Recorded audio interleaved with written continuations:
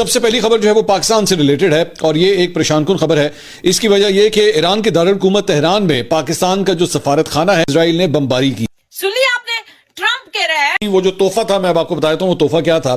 उसने कहा जी 8 जहाज, बड़े जहाज जो है वो आबना हुरमुज से गुजारे गए हैं और ये मुझे तोहफे के तौर पे दिया गया। और उसने कहा कि उसके ऊपर जो है वो शायद पाकिस्तानी झंडे लगे हुए थे।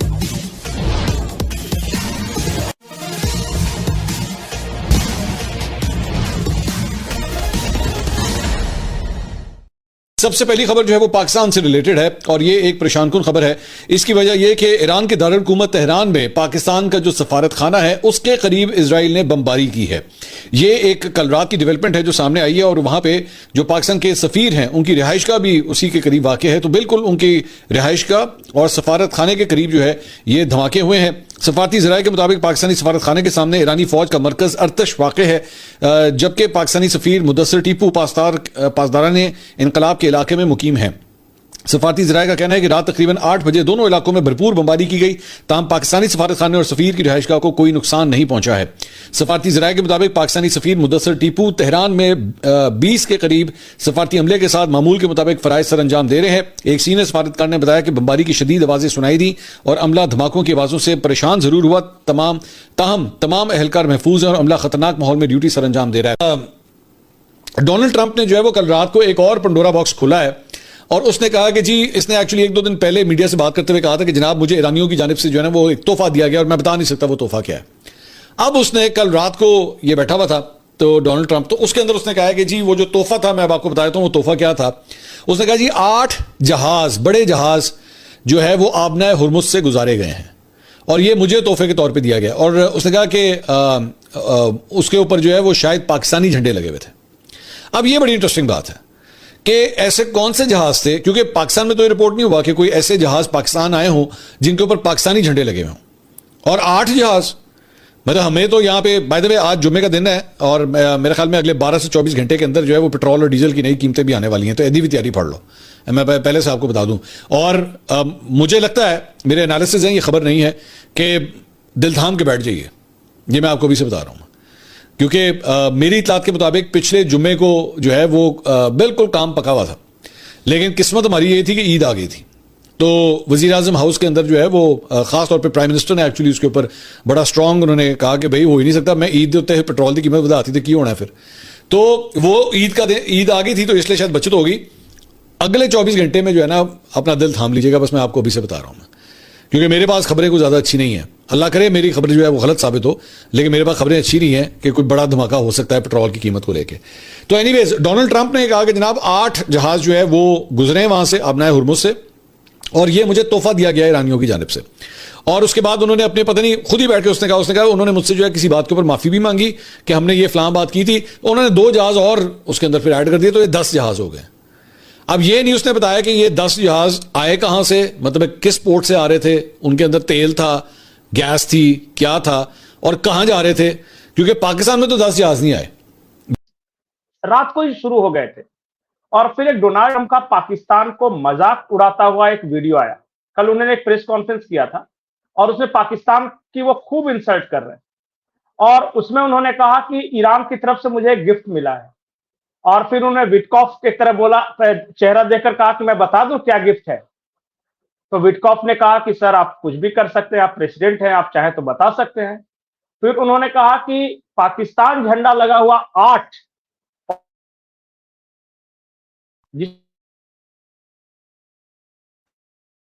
जहाज पाकिस्तान, लेकिन हमने उन पे कब्जा कर लिया और वो हमारे पास आ गए और ये 8 ऑयल टैंकर्स हमारा गिफ्ट है। ये कल डोनाल्ड ट्रंप ने कहा है। उसके बाद सुबह सुबह आज ईरान के प्रधानमंत्री जो गाची साहब है, उनका बयान आ गया कि पाकिस्तान भरोसे के लायक नहीं है, पाकिस्तान ने धोखा किया है हमारे साथ। और मुझे लगा कि वो रेफरेंस दे रहे हैं वो जो ऑयल टैंकर अमेरिका चले गए, इसी वजह से वो नाराज होंगे कि हमने पाकिस्तान के लिए भिजवाए थे, वो अमेरिका कैसे चले गए।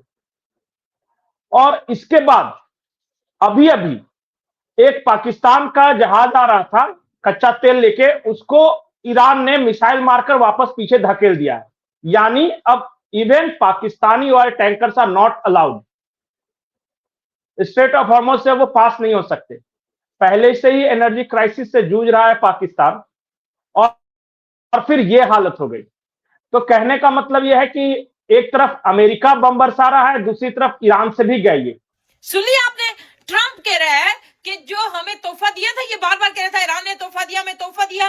वो ईरान ने तोहफा नहीं दिया था, वो पाकिस्तान के निजाम ने, जो इस्राएली हुकूमत और आसम मनीर इसराइलियों का जो यार है, उसने अबनाए हरमूज से पाकिस्तानी झंडे लगवा के इसराइल और अमेरिका के वहां से ऑयल टैंकर निकलवाए। और वो जो शिया उलमा को कह रहा था, आओ तुम लोगों को गोलियां मारेंगे तुम बोले तो, और बोलो आप तो कुछ बोलो, और कोई सुन्नी कोई शिया नहीं, और मुसलमानों आप तो बोलो, ईरान को ऐसे धोखे दे रहा है ये। और कहता है कि मैंने अफगानिस्तान की जो जंग है थोड़ी देर के लिए रोकी थी ईद की वजह से, अब मैं मजीद उनकी नस्लकुशी करूंगा। कितना नुकसान हो गया ईरान का, और अब ये अफगानिस्तान की बग्राम बेसिस भी लेके देगा। जो मैंने ट्वीट किया था ना, वो मैंने इसीलिए किया था कि इस अजदहा मनीर को जो है ना, वो दुनिया का किंग बना के दिखाएंगे तुम्हें कि उसने मुसलमानों को धोखा दिया, ईरान को, पाकिस्तानियों को, अफगानियों को, फलस्तीन को, दुनिया भर के मुसलमानों को धोखा दे रहा है ये बंदा। और तुम अभी भी अपने घरों में बैठे रहोगे, वो कब तक अपने घरों में बैठे रहोगे? और तुम सुहेल अफरीदी, और तुम तो डूब के मर जाओ। और पठान पठान करते थे तुम, और तुम्हारे पास 4 करोड़ का सूबा है, और तुम किस तरह के लोगों हाथ में ऐसे हाथ रख के बैठे, कौन सी क़यामत का इंतजार कर रहे हो? और खान को तो नहीं निकलवा सके, मुसलमानों के लिए तो उठो। आसम मनीर ने वो किया ईरान के साथ जो कोई सोच नहीं सकता था। ये है तुम्हारे मुसलमानों के लिबादे में छुपे हुए इसराइली। ये दोनों में से किसी के तरफ से नहीं। अब दोनों का भरोसा खो दिया इन पाकिस्तानियों ने। कल तक ईरान को यह लग रहा था कि चलो भाई, कम से कम पड़ोसी देश एक ऐसा देश है जो कि अमेरिका की मदद नहीं कर रहा। और अब जो पाकिस्तान के लिए ऑयल टैंकर गया, अगर अमेरिका के पास पहुंच गया है तो इसका मतलब पाकिस्तान ने खुद ही दे दिया होगा। ईरानियंस को ऐसा लग रहा है, और अमेरिका को यह लग रहा है कि मुझे तो बहुत भरोसा था, मैंने तो इसको अपना फेवरेट फील्ड मार्शल बोला था, अभी तक ये हमारे लिए युद्ध में उतरा नहीं है। सारे गल्फ कंट्रीज उतर गए हमारे तरफ से, सऊदी, कतर, सब कुछ ये है। और इस पे ईरान भी मिसाइल नहीं मार रहा है। कहीं ऐसा तो नहीं कि ईरान के साथ मिला हुआ है, क्योंकि चाइना का दोस्त तो पहले ही से है ये। तो ये सिचुएशन है वहां पे। अब दोनों का भरोसा, चाइना का भी भरोसा डिग रहा है, अमेरिका का भी भरोसा डिग रहा है, ईरान का भी भरोसा डिग रहा है, और इजराइल तो खुलेआम शत्रु है ही इनका। तो यह है पाकिस्तान की हालत, अभी फिलहाल यही स्थिति है। और अगर पेट्रोल और डीजल की बात करें तो मैं एक आंकड़ा देख रहा था कि हमारे आसपास के जितने देश हैं, साउथ एशियन कंट्रीज, वहां 40% ऑन एन एवरेज इंक्रीज हुए हैं पेट्रोल डीजल के दाम, 40%। और यूरोप में 20% इंक्रीज हुए हैं। पर भारत में तो गवर्नमेंट ने बहुत बड़े स्टेप्स उठाए हैं कंट्रोल में रखने के लिए प्राइसेस के। और रामजादे ने ईरानियों को धोखा दिया, पाकिस्तानियों को, फलस्तीनियों को, फिर कहते हैं अफगानिस्तान में जंग लगवाऊंगा। इनके बेनिफिशियरी मुंह पे ऐसे ताले लगा के बैठे हुए हैं।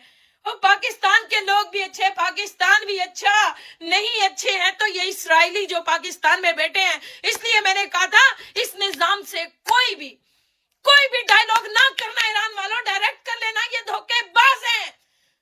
ना जाने ये और क्या करवाएंगे ईरान के साथ। एक और भी खबर, इन्होंने कहा कि हमारे कहने पे, ये कहते हैं राक्षी को ना मारो, मोहम्मद बाकिर को ना मारो। पाकिस्तान ने कहा इसराइलियों के साथ, ये डायलॉग इनके होते हो, ये कहां बातें करते हैं इसराइल के साथ, ये कहां बातें करते हैं अमेरिका के साथ। हो मेरे अल्लाह, हो मेरे अल्लाह, हो मेरे अल्लाह, हुसैन अकेला था, हुसैन अकेला था, ईरान अकेला है।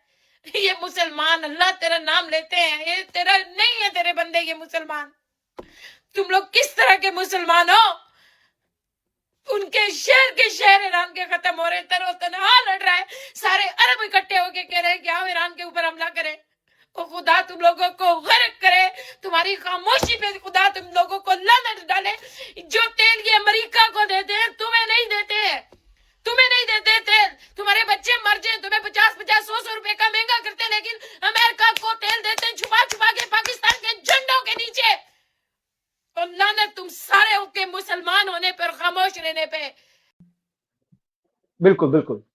वहीं पे मैं आ रहा था कि लैटिन अमेरिका में 28%, यूरोप में 20% इंक्रीज हुए हैं, साउथ एशिया में 40% इंक्रीज हुआ है, अफ्रीका में 29% इंक्रीज हुए हैं, लेकिन एकमात्र ऐसा इंडिया है जहां पे बहुत कम या न के बराबर इंक्रीज हुए हैं दाम।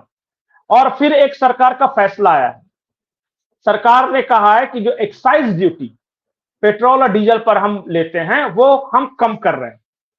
जैसे 13% पेट्रोल पे लेते थे उसको घटा के 3% मात्र रखा है कि हम सिर्फ 3% लेंगे, और डीजल पर तो लेंगे ही नहीं, 10% डीजल पे लेते थे वो लेंगे ही नहीं।